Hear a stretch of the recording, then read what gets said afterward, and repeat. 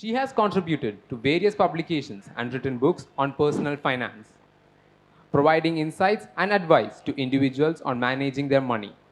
If you have a specific question or topic you'd like more information on, feel free to ask. Thank you. Thank you so much. I'm delighted to be here at this very, very prestigious literature festival. And usually literature is not about money.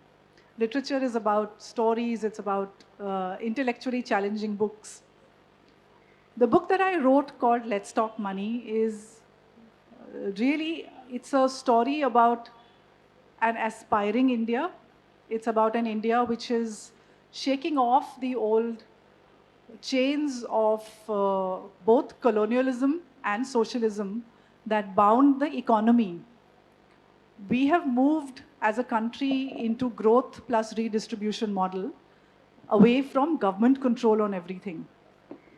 And as the government has given its responsibility, so the government used to manage everything till the 1990s. The government used to fix interest rates. They used to fix even the IPO prices, the initial public offer prices on the stock market. They have given that responsibility to us as individuals, as citizens, to manage our own money, look after our own pensions. And I found, so I must tell you, I've been a business journalist. I passed out from Delhi School of Economics. Having passed out of a prestigious postgraduate course in economics, I realized that I didn't really know anything about managing my money. I couldn't write a check. I couldn't manage my savings account. I couldn't decode the country's budget. So that set me thinking that there is a lot of theoretical knowledge that I have, but in terms of practical, doing it myself, I didn't know much. And then as life happened, I became a business journalist. And then around the late 1990s, I segued into what is now called personal finance. We set up India's first personal finance magazine called Outlook Money. I was part of the foundational team. Till then, business magazines used to be very corporate focused. It was all about the CEO, it's about their lives, their lifestyle. What we did in personal finance was to put average people, people like you and me, as the protagonists. It was about our stories. It was how we dealt with money issues in our lives. That really, then as I began writing on personal finance, I educated myself. I did some courses. I became a certified financial planner. I have never practiced commercially, but I thought I must have the knowledge. And my understanding was that, triggered a lot by the television channels, which are really aimed at stock traders, day traders, stock traders. It made ordinary people, salaried people, people who are very risk averse in their lives, think about the stock market in a way that it was very unnatural. They would look at it as a place of a lottery or a gambling den, which I understood it wasn't. So my entire working life was to try and educate people and myself on how to be financially stable. What is it that you do that you have a system in place so that you don't have to worry about your money every few months. The idea is not to give you advice on how to get rich quickly. It's a very slow cook. It's not Maggi noodles, I say. It is a dum-cooked meal. It's cooked slowly. It's over a lifetime. But the results are very good. It's very stabilizing. So I'm going to give you a few of the lessons that I have put into the book, Let's Talk Money. I must share, we've done over 1 lakh copies of Let's Talk Money as of December 2023. It is very heartening for me that a book which is not either making you feel guilty or very excited about your money, but is giving you a very stable, mature way, is doing so well. It's giving people the right tools, I feel, and I'm delighted that readers, every day I get a couple of messages on social media where I hear from you. I hear that you have implemented the lessons of the book and you have done well. So what I'm going to do in the next maybe 15, 20 minutes is give you a little bit of a rundown on the system that I have created. I call them money habits. When you go on when you want to lose weight, I don't think crash diets work, right? Crash diets don't work. We need to have good food and good exercise as a matter of habit. You need to work out every day. You need to eat healthy every day. You know, money management is the same. We need a money habit in our lives so that we are not overly focused on this part of our life. So I want to get something very clear. My messaging is not to worry about the money all the time. My message is, money is that energy which allows you to do the things which you want to do. Your whole life is not about managing money. If you can have a system in place which is running on its own, it frees you up from worries and time which it takes every now and then to figure out what you have to do in your investments, what should you be doing.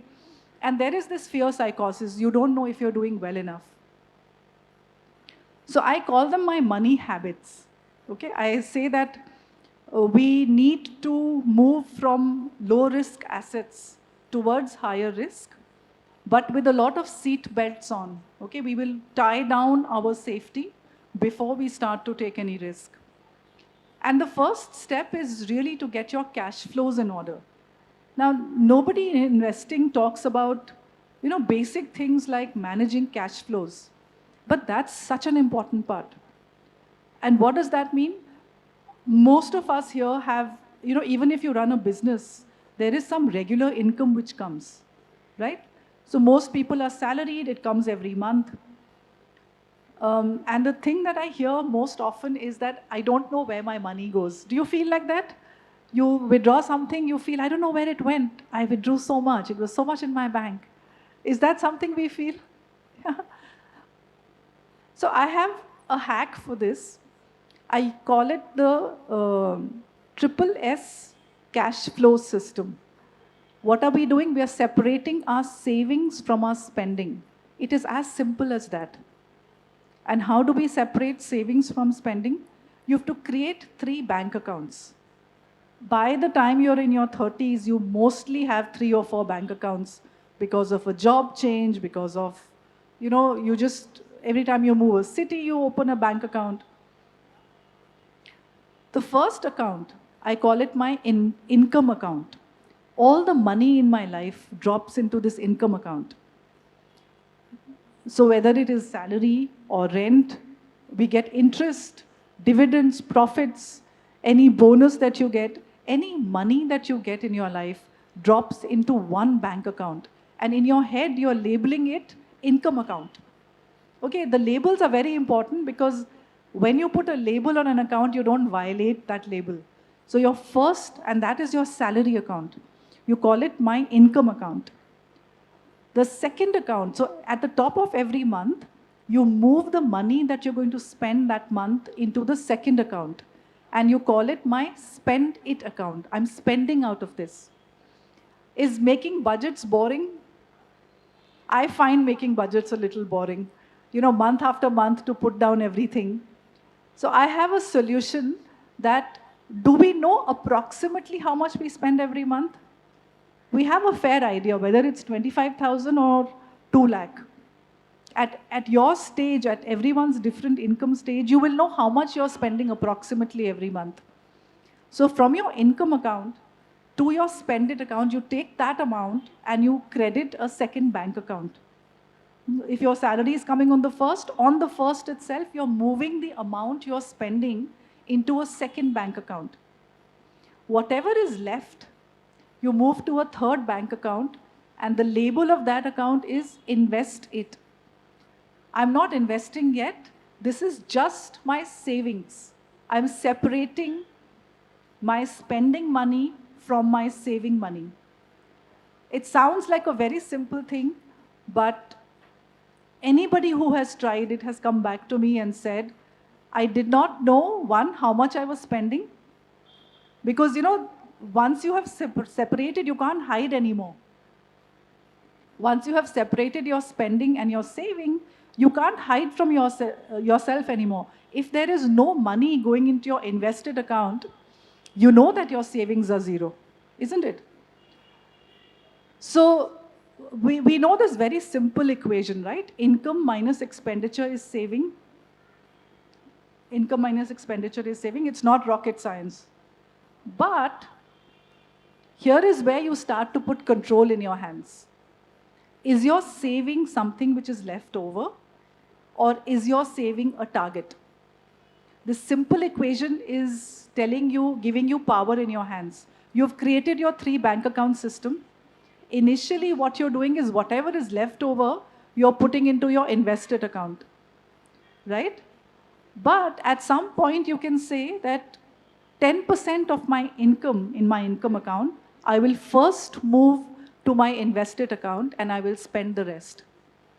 You can make your own savings target, and I'll come to ratios in a moment. You can make your own savings target and you credit your invested account at the top of the month. And the rest of it, whether it is 80%, 75%, 90%, you're moving to your spend it account. Does anyone here feel a little bit guilty when you spend too much money? You do feel guilty a bit, no? So suppose you've made a target for your savings and you've moved that money, okay? You've moved, say, 20% out of your income account into your invested account, and you have 80% left in your spend it account. And at the end of the month, you still have some money left over, 15,000, 20,000, 5, whatever is left over. What are you going to do with that money? It's in your spend it account. You are going to do something called guilt-free spending. Okay, I am not telling you not to live today. I'm saying today is very important. You have already met your target. You've already done your savings. The money that is left over, you can do guilt-free spending from that. So you have the month. Towards the end of the month, you know if money is being left over. You can actually empty out your spend it account because you have already done your saving. So this cash flow system is giving you many tools of decision in your hand, how you want to do this, what your ratios are. So the system actually works for everyone because you can decide your ratios. You can decide how much you want to save, how much you want to spend, right? And also if you notice that there is nothing going into the invested account, it becomes a problem. We know that we need to be saving something, not half your income, but something. So the 3 bank account system actually gives you a whole lot of power in your hands to decide how you want to demarcate your money between savings and spending. Now, remember that we are not beginning to invest the money. There's a difference between saving and investing. Do we understand the difference? Saving is only cash. Investing in when you put it into either debt or equity or real assets and you start getting a return back. You start getting either rent, interest, dividend, profit. You start getting something back from that, either in your hand or it starts to compound. From my invested account, I'm not beginning to invest in rupee. First 6 months of my life, I'm going to only practice. I'm going to practice doing this because, we all have complicated lives. We have joint accounts. There are joint family accounts. For people who are married, it helps to keep your income accounts as single accounts, okay, for the husband and the wife. The spend it account is a joint account because you have joint spendings, both have to spend. So for people who are married or in relationships, your monthly expenditure comes out of a joint account in which both contribute, either equally or pro rata, depending on what your incomes are. But what is the first investment product that we build? We build something called an emergency fund. How many people here have some sort of an emergency fund? I know I do. Some sort of money which is kept away. Now, instead of this, I want to put a structure to that. Why do we need an emergency fund? Because there are some things that you cannot predict. Like when COVID happened, we didn't know what would happen. I need to keep a watch on the time. Okay. There could be a job loss. There could be a medical emergency which your medical insurance doesn't look after, right? So you need between 6 months to 2 years of monthly expenses. So in the cash flow system, we understood how much we were spending every month, correct? When we did our cash flows, then we realized we are spending about this much every month. Now you multiply that by at least 6 to give you the starting point of your emergency fund. If you're spending 25,000 every month, into 6 is your emergency fund. What is this to be used for? Not to buy gadgets, not for a vacation, but when something goes wrong in our lives, and a lot of things can go wrong.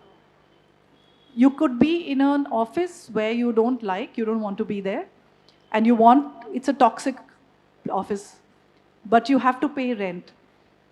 So this 6 months gives you that breathing space to quit one job and look for something else. Some women are in toxic relationships. It helps to have a stash of money so that you can exit out of something and build your life again. So emergency fund is a very powerful tool to protect you against doing something which is really harmful to your life. The interesting thing is, where do you put this emergency fund? There's been a lot of Instagram messaging which says that FDs are bad, fixed deposits are for fuddy-duddy. FD is fuddy-duddy. My communication to you is that there is no shame in being in fixed deposits at all. If the purpose is to keep money safe for an emergency, you don't want to put that money at risk at all. You don't want to put that in the stock market. So it's the purpose of the investment which is so important. If it is for an emergency and you're using a fixed deposit, there is absolutely no shame in it, isn't it? For people how many people here understand mutual funds? Okay. For those of you who understand mutual funds, there's a category of mutual funds called debt funds, which invest in bonds of governments and private corporates. And there are 17 categories of debt funds. There are some which are very low risk, where capital preservation is a priority.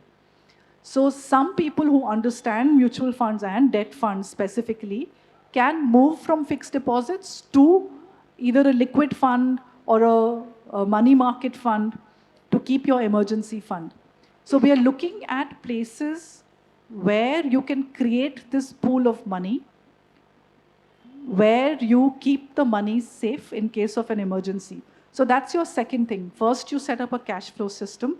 Second, you create an emergency fund.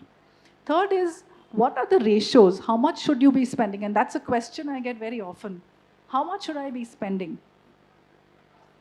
If you're spending about half of your take-home on your living costs, your EMIs don't take up more than 30% of your take-home, and your savings around 20% of your take-home, you're doing just fine. Okay, so it helps to have these ratios to know that I'm doing okay. So you're spending half, no more than 30% of your take-home is your EMI, monthly installment, and you're saving 20% of your take-home. It'll be a good idea for you to also include, the PF that you do from office, the tax savings. So include all of that in your savings, and at a certain point you realize the target is not so bad. You can easily get it. So you've got cash flow, emergency, you've got ratios. The fourth thing is you have to build very sensible insurances. How many people here have endowment plans or money back plans? Anybody here has traditional insurance plans? See, they promise to return money to you at periodic intervals. They talk in terms of your premium will grow to this much. They talk in terms of whole numbers. They don't talk about insurance, doesn't talk about the rate of return. So smart investors separate out the investment and the insurance decisions. They buy a pure term insurance to cover their lives, and they invest everything else through mutual funds or any other product that you understand. The problem with life insurance products is that the first year commissions are very high. The agent takes away, at the moment, they are allowed to take away almost the entire first premium. So the rules today allow for the insurance company to give the agent your entire first premium. I don't know how many people know that. From the second year, their commissions fall to 7.5%. So imagine an agent who's getting, say, 60% of your first year commission, and from the next year, the commission is dropping to 7.5%. What is he going to try and do?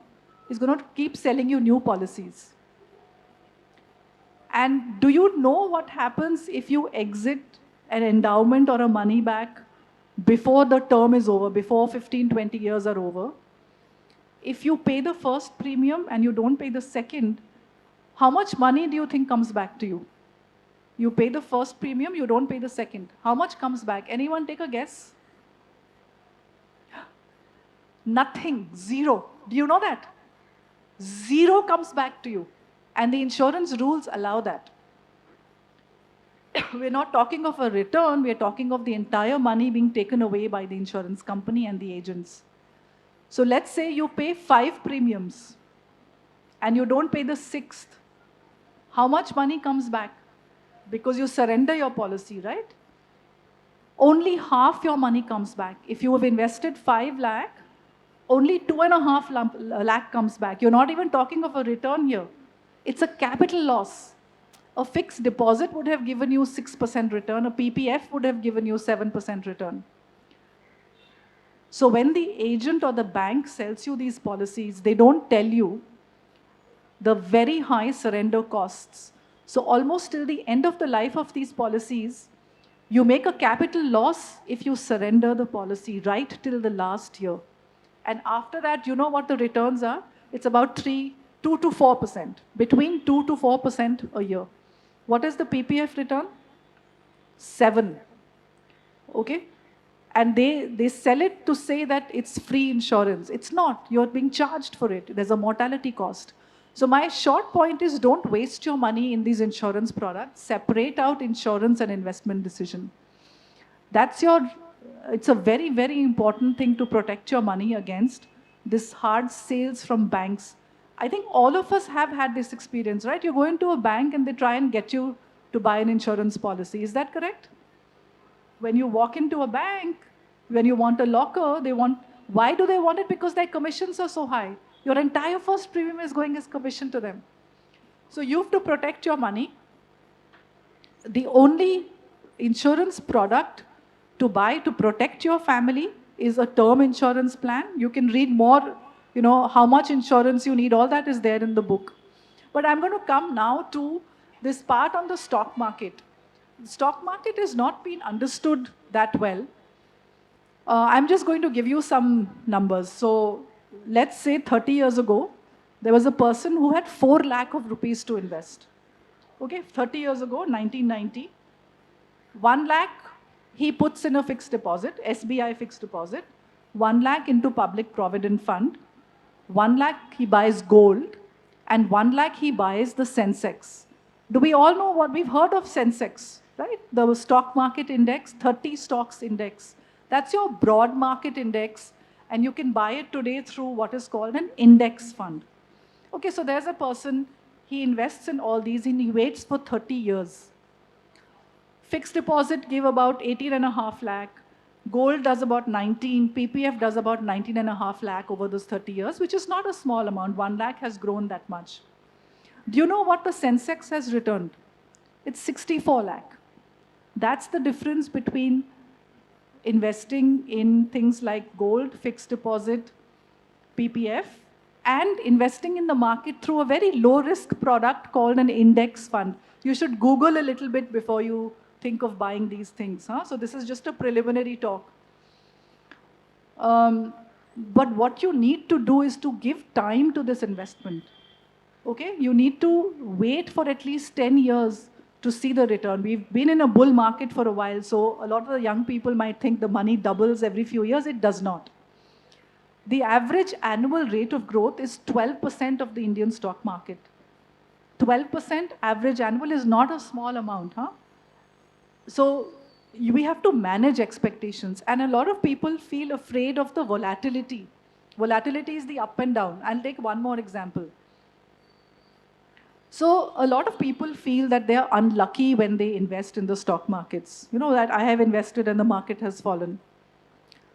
So let's say there is an unluckiest investor in India. Okay, this person is just unlucky.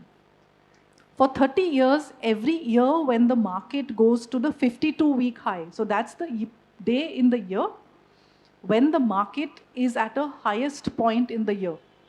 So this investor every year buys the index at the highest point of the year, and she does it for 30 years. Okay? Unluckiest investor, every year she invests and the market falls. So this is how much money she has invested? 30 lakh, right?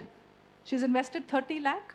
She's done it for 30 years. At the end of 30 years, how much do you think has that 30 lakh fallen to or grown to? Anyone take a guess? This 30 lakh, how much has it grown to? It's 2.3 crore.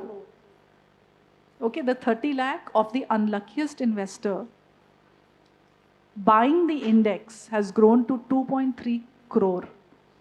So my reason for giving this example to you is that markets will iron out the volatility difference in a growing economy. Just remember, this story is not true for a country like Japan. Okay, till recently, Japan has now seen a resurgence. That's a different story. But for 20 years, Japan had a flat or a declining stock market. What we need is growth in the economy. Do we believe India is growing? Yes, absolutely. In a time where the world is in a recession, we are growing at 7%, which is a fantastic rate of growth right now. And again, looking at the structural reforms that we have seen in the last 10 years. So we had 91 reforms, and then we've had structural reforms in the last 10 years.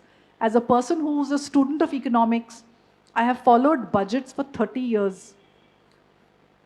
I can tell you that India has got its ducks in a row after a very long time.